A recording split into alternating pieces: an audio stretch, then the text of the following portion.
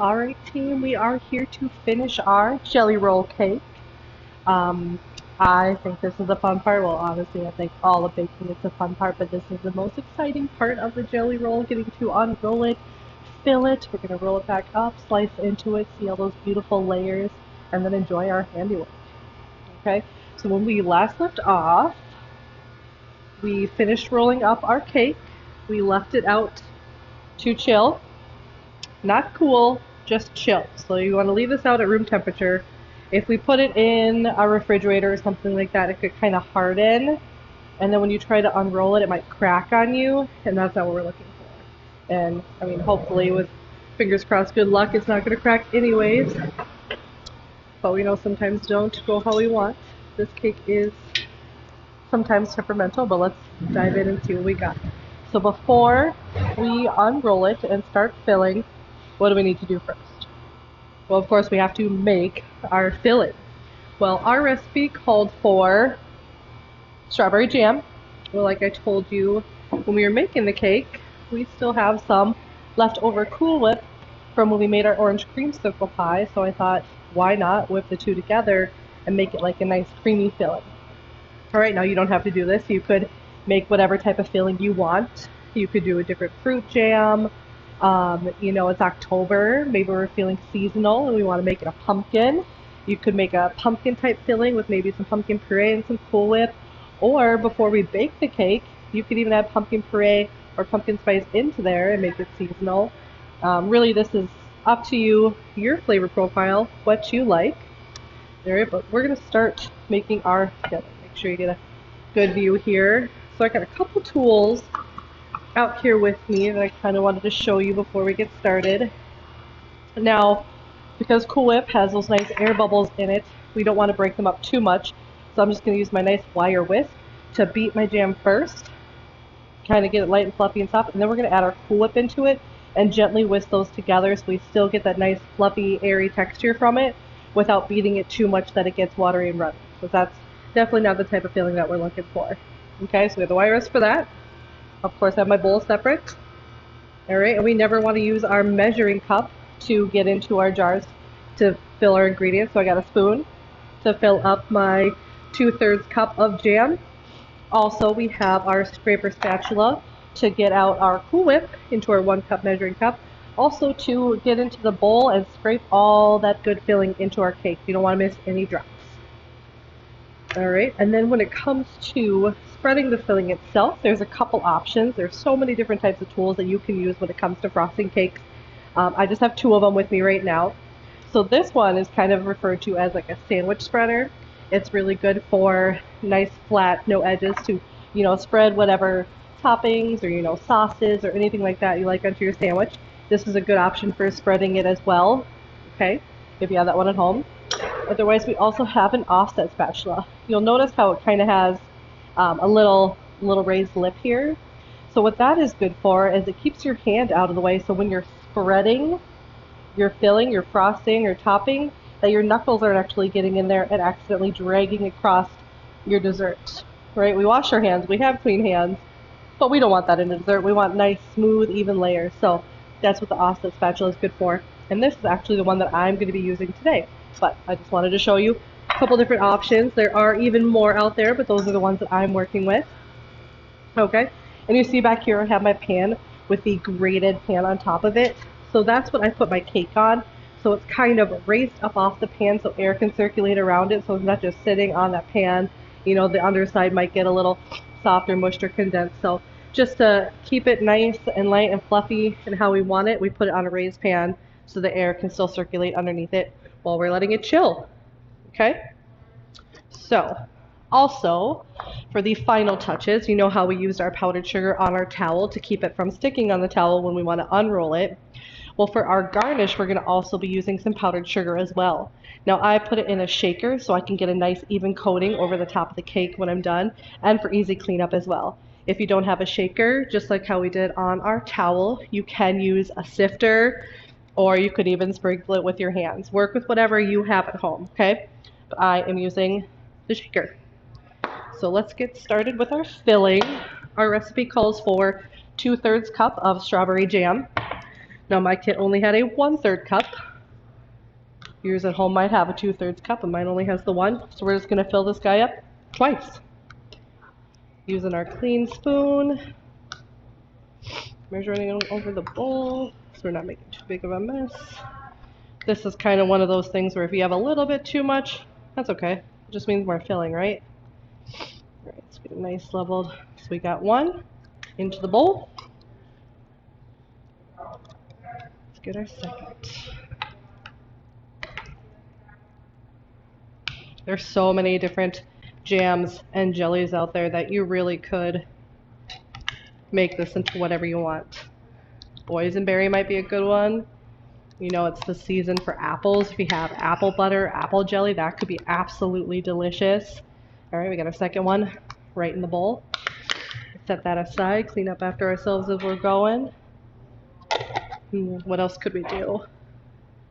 If you're a lemon fan like me, a nice lemon curd filling could be so delicious too. Get you a good view there. Okay, so we're just going to use our whisk to just kind of loosen that up. Get it a little thinned out. So that way when we add our Cool Whip, we don't have to do too much mixing and we can retain all those bubbles. You know, if you're not using Cool Whip, then this is just your next step. You're just whisking the jam, getting it nice and thin so you can spread it evenly. So, like I said again, if we weren't using the Cool Whip, this is just where we would end. You just have a little thinner filling. That's okay. Alright, so I'm going to add a cup of Cool Whip. So I got my Cool Whip here, had it out, making sure it came to room temperature. I'm going to use my spatula here and fill up my measuring cup.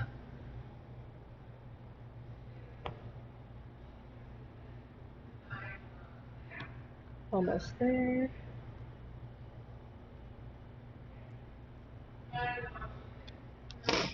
Alright, looking good. And then again, I'm going to use my scraper spatula to get it all out of my cup. Now I do recommend measuring it out because you don't want to have too much filling. I know it's kind of a funny thing to say, too much filling, that's my favorite part, right? Well, in this particular cake, it is slightly thinner, so if you have too much filling, when you roll it up, it's just going to fall out of the edges, and then you're not going to be able to enjoy it anyway. So measuring a cup with this 2/3 of the jam brings out the perfect amount to fill our SARS cake that we're working with. Alright, now I'm going to use my wire whisk and just gently mix the two together. You know, you can chop it up a little bit so we're not whisking too much. We're just going to mix it until it's thoroughly combined, but still keeping the nice airy texture. I still got whipped cream stuck in, or Cool Whip stuck in my whisk, so I'm just going to tap it out. We want all that goodness together. Honestly, it's so tempting to not just take a spoonful of this right now. If you're at home, you can do it. Why not? Alright, look at that. Beautifully mixed. Scraping down on the bottom, making sure we don't miss any bits of the jam. Alright, but still got that nice, light, whipped texture. Okay, so now for the fun, but the tricky part. Alright, now remember, just like when we were rolling it, you want to unroll it gently. And we're not going to completely open it up all the way. Just going to gently release it from the towel.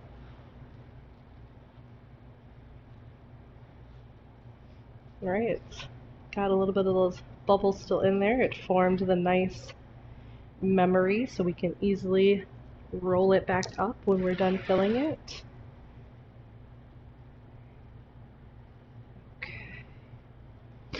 This like really absorbed that powdered sugar.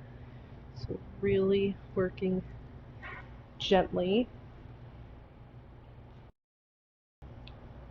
Really working gently to get that cake out.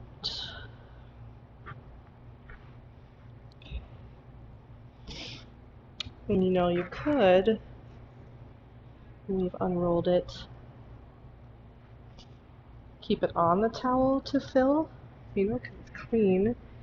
We laundered it before rolling our cake into it, so you could just fill it right on top of there to make our life a little bit easier. I'm just going to remove it and fill it on our clean cutting board here. Almost got it out. It hasn't cracked so far. See all that memory in there helping it keep its shape? Look at that! It came out in one piece. Guys, I consider that a win. Alright, so you'll notice that I have my serrated knife here. Alright, some may call it a bread knife, but this knife is good for so many other things than just bread. This is really good for cutting tomatoes. The nice serrated edges helps you get the nice clean slice without squishing the tomato. It's really good for cakes like this because when you roll it back up, you don't want to slice into it with, per se, a chef's knife or a different type of knife because that could squish it and not get those nice clean lines.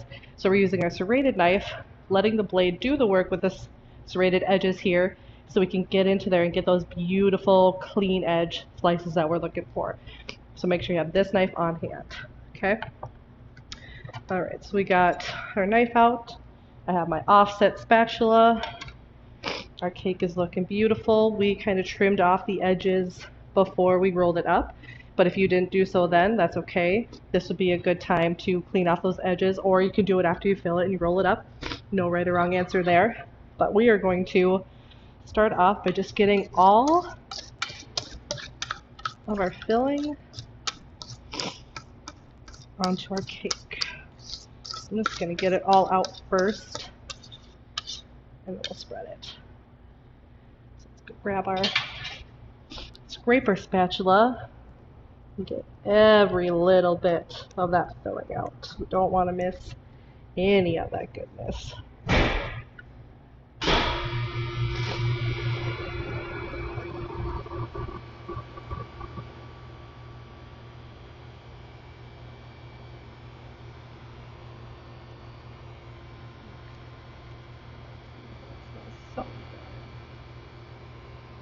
A fun one to make for any season, spring or summer. You know, maybe get some fresh fruit. You could easily put chunks of fresh fruit in the filling, mix it up as well. Like I said, make it your own. Okay, so what we want to do here is we're going to spread it all over, but on the ends here you want to leave about an inch.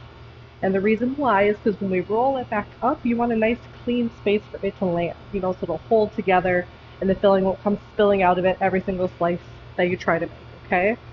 So we're just going to use our spatula, making sure, try and leave an inch on the ends, all the way across, working nice, even layer.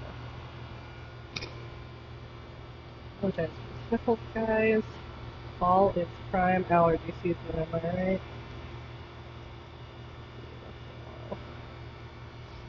These ends are okay to spread it out.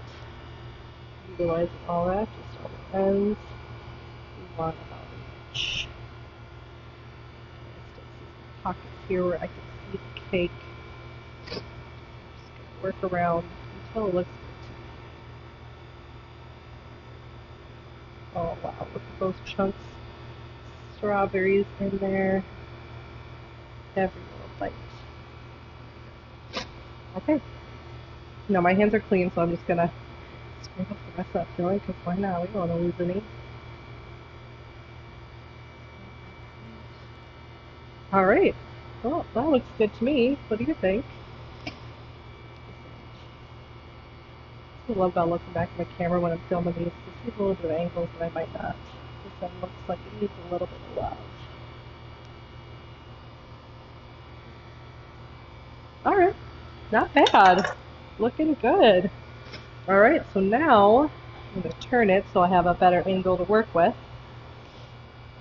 Have it the long way facing me. Looks the opposite to you, but the long way is facing me. And now, just like when we were rolling it up in the towel, notice how I'm barely touching it. Just gently, slowly. It's not a race. I'm not in a hurry. Just lightly working it all the way. And you see why we molded it when it was still warm? The cake retained that memory and rolled up nicely without breaking or cracking. Alright, a little filling still came out of the end. That's okay. You could, if you wanted to, step back and roll it a little bit. Stretch out.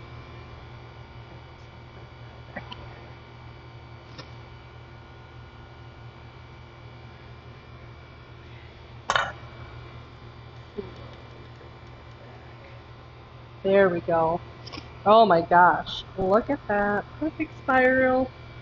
Alright, so we're going to clean up our edges just a little bit for presentation purposes. I'm just going to take my serrated knife on the edges and just trim off a little bit of the end. So it looks nice and clean like that. Okay. So other side. Nice. Perfect for that, keeping its shape. A little snack for you guys later. Alright, and that's what our cake looks like. Alright, you're almost done. So now, I have my shaker of powdered sugar. And you know what? I don't like this edge sticking out. So I'm just going to roll it a little bit so that's underneath. There we go. Okay. So now, with your shaker of powdered sugar, or whatever form you're using, just give a nice dusting all over the top. Get it good and covered. Then you can try and work and get on the sides. Fill that all the way up. And there you have it. A jelly roll cake. Great work, guys. Told you could do this. Alright, so let's get a slice out. Let's see what it looks like. You know, you could get fancy with it if you wanted. You could cut it in the diagonal, serve it that way. I'm just going to serve it like nice rolls, so all the way through I'm going to get an even slice. So gently with our knife, not applying too much pressure, making sure the blade is doing its job. Cut on into it, and there we go. Your beautiful jelly roll cake. I got a little air pocket in there, so I could have rolled a little tighter, but that's okay. But that's it. So you could either serve it, you know, slices like this. You could lay them out on a tray like that, maybe cover the tops with some more powdered sugar, right? You could serve them up slice by slice like that and let people just take them out. Or you could serve it whole by the cake and let people cut their own and have fun with it. Alright? But that's it, guys. That is our jelly roll cake. I hope you get into the kitchen, give it a try, and enjoy it. And have a great rest of your day. And we will see you for our next week's recipe.